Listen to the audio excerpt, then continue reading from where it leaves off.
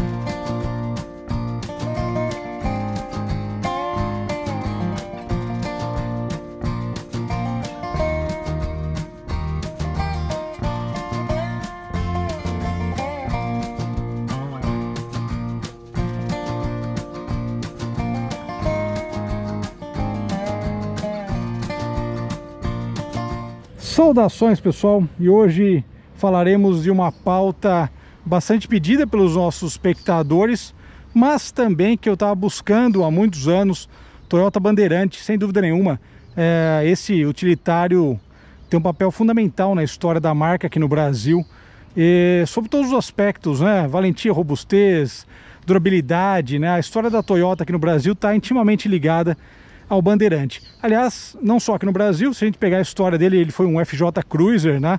Também nos Estados Unidos, Europa, ou seja, é um dos carros responsáveis pela imagem global de durabilidade e de qualidade da Toyota, sem dúvida nenhuma. Aqui no Brasil ele começou a ser vendido em 58, ainda no formato CKD. Eu vou contar daqui a pouquinho as impressões ao volante, mas de modo geral a gente pode dizer que esteticamente ele não teve grandes mudanças ao longo aí da sua história, que foi de 58 até 2001. E sem dúvida nenhuma que é um veículo que ficou marcado por essas qualidades que eu falei e também pela grande capacidade fora de estrada. Esse carro é um exemplo disso, esse exemplar, né? Esse carro é 97 e ele traz, né? A primeira coisa que chama atenção é esse guincho aqui de 16 mil libras. Cara, esses guinchos, para quem nunca usou ou teve a oportunidade de ver funcionando, eles são guinchos extremamente versáteis e a pessoa realmente tem que entender para mexer no guincho, tem que ter um conhecimento, mas eles tiram qualquer coisa literalmente do buraco. É interessante. Falando desse carro, ele pertenceu à frota da FAB, então já serviu seus anos aí de serviço militar, tanto que ele tem essa cor que é muito bacana, né? O azul marinho com o teto branco. Aqui a gente está próximo do Campo de Marte, deve ter ficado aqui, pode ter ficado aqui talvez. E uma coisa bem legal é que o proprietário atual é extremamente preocupado com a originalidade, cuidadoso com o carro, e o estado geral dele é fantástico. Parece que ele saiu ontem da concessionária e daqui a pouco já vai ter 30 anos. A primeira coisa bacana desse carro, ele traz, além do estilo, né, quadradão, clássico, rodas de 16 polegadas, no estilo original, são rodas originais, né, do carro. E essa configuração tinha picape, tinha cabine dupla, tinha algumas, mas essa é a minha preferida. Você lembra quando eu fiz a matéria lá com o Land Rover Defender 90, eu falei, putz, esse aqui é a minha versão preferida, o Defender 90, por conta de ser um carro compacto, ele é um Jeep compacto. Essa é a mesma ideia desse veículo, né? Traz um estilo compacto e realmente muito bem acertado esteticamente. Eu gosto muito dessa área envidraçada, né? Com esse vidro de lateral aqui, de quina, eu acho fantástico realmente. Uma coisa legal agora aqui, que nós abrimos, né? Então primeiro tem que puxar o step e depois nós temos aqui a abertura tradicional, que também, né, segue aquele mesmo estilo simples, né? Parece um estilo meio de safari. Tem os bancos aqui para os passageiros, um espaço muito grande para bagagens, tem aqui corda também, tem várias coisas 4x4 também nesse carro, e o piso emborrachado, tudo muito simples, né? E uma ideia legal dessa forma, nesse sentido, é ele ser um carro simples. Essa ideia de Jeep a gente nota aqui dentro também. Primeira coisa, para entrar você tem que segurar firme aí no volante, né? Para quem gosta de alça, eu sempre comento isso nos nossos carros de teste. E a gente vê que ele é um carro extremamente simples, extremamente versátil, e a proposta dele é essa. Principalmente essa configuração, banco baixo, ele não tem aqui, eu estava até conversando com o proprietário, ele me falou que eram opcionais, o relógio, contagiros, mas ele é um carro, principalmente esse aqui que é um carro de serviço, basicamente o único opcional que ele traz é a direção hidráulica. Mesmo assim, coisas que a gente gosta de ver, voltímetro e pressão de óleo estão presentes, são coisas importantíssimas para qualquer carro, para você poder monitorar o funcionamento da usina de força.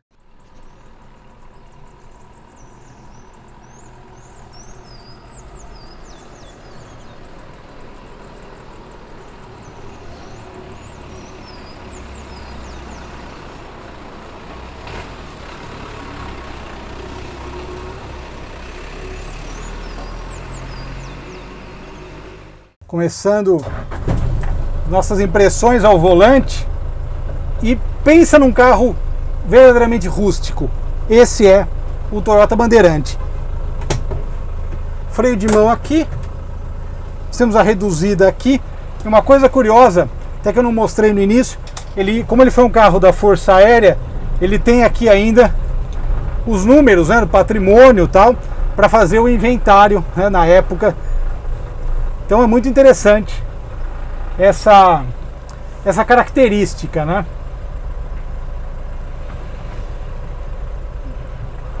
Uma coisa curiosa para falar, saindo já em segunda, o proprietário falou, você vai sair agora, sai em segunda, porque a primeira é só para ele se movimentar mesmo, né? Se precisar numa situação, mas de modo geral, manda uma segunda que a coisa já resolve, tem torque aí de sobra, e o câmbio é curto, na verdade.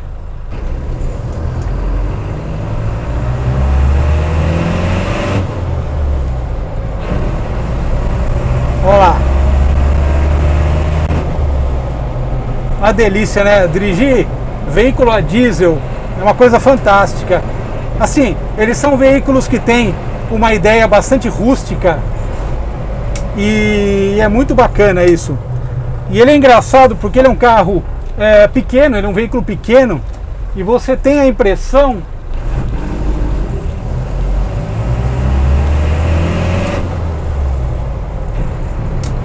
botei uma quinta, você tem a impressão, a mesma impressão, uma impressão parecida que a gente tem com o Defender 90, né?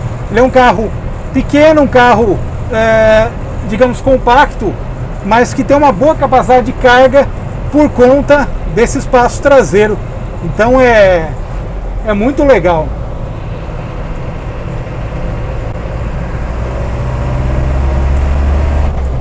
Visibilidade é um dos pontos fortes.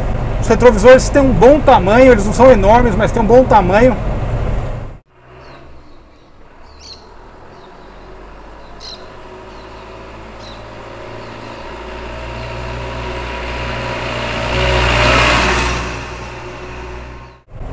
logicamente a história desse carro, que foi um FJ Cruiser, aliás, bastante valorizado no momento também aqui, lá fora.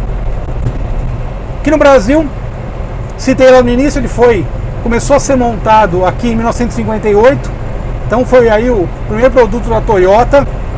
E uma coisa interessante é que naquela época era o sistema CKD, ou seja, como o Fusca também em 1950, ele vinha desmontado e a fábrica aqui simplesmente montava. Tanto que até tem muita...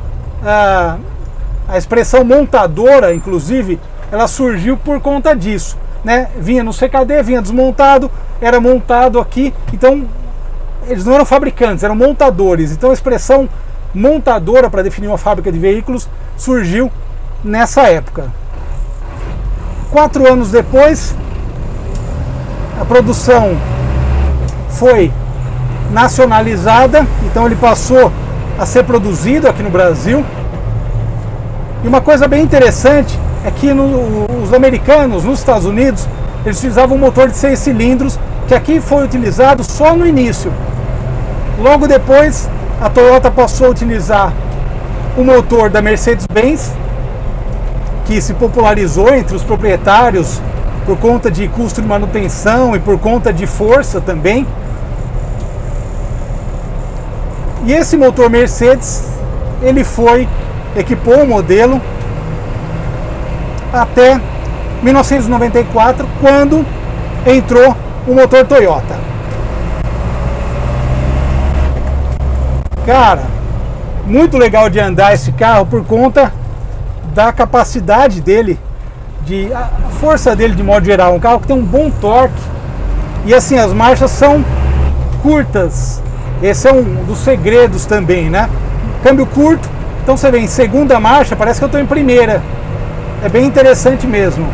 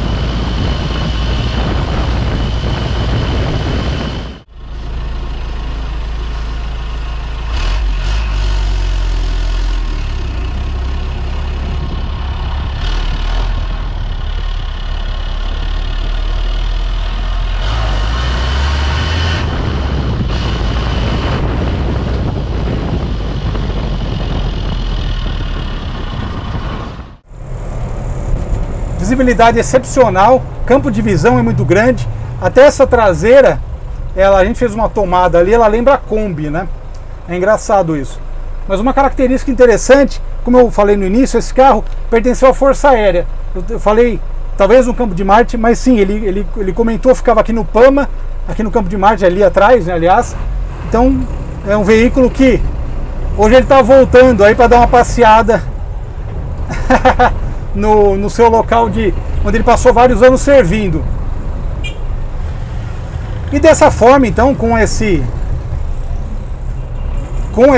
versão mais simples, né? Carro azul, teto branco, como eu falei há pouco, ele não tinha daí relógio nem contagiros, eram opcionais. Esse carro, o único opcional que ele traz é a direção hidráulica, que foi uma boa escolha, né? Vale ressaltar. Esse castanhado do diesel é demais, né? Quem gosta de diesel, né, meu?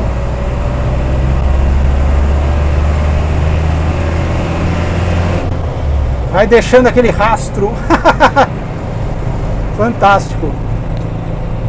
Mas de qualquer forma, a história do Bandeirante é tão importante para a Toyota que ele foi o modelo, aí um dos modelos com a história mais longeva na história.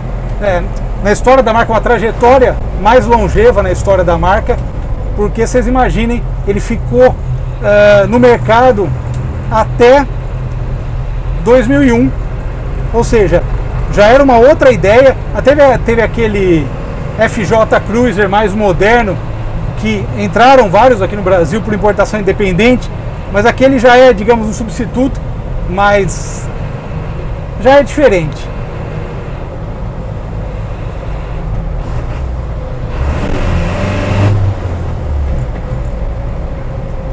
Mas de maneira geral, sem dúvida nenhuma, que esse carro cumpriu o papel dele na história da marca.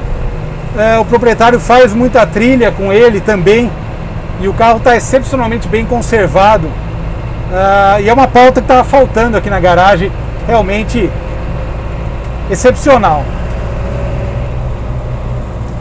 Uma última coisa para falar sobre ergonomia. Ele traz aí uma ergonomia bastante curiosa, porque você fica sentado. Parece estar sentado num caixote dirigindo, mas mesmo assim a posição dele de guiar é melhor do que a Kombi, por exemplo. Mas ele é um carro que ele exige, né, para dirigir, uma correção constante. E aqui nós estamos andando num piso aqui liso, né? Então é bem tranquilo. Com algumas irregularidades, você percebe que a suspensão dele é bruta e foi feita justamente para terrenos mais acidentados, ou seja, nossas ruas. Perfeito. É isso aí, pessoal, obrigado pela audiência, um grande abraço e a gente se fala na próxima matéria. Meu, mas é muito bom de guiar, viu? Vou colocar na minha lista aqui de desejos. Fogo. Meu, fantástico. Obrigado, grande abraço.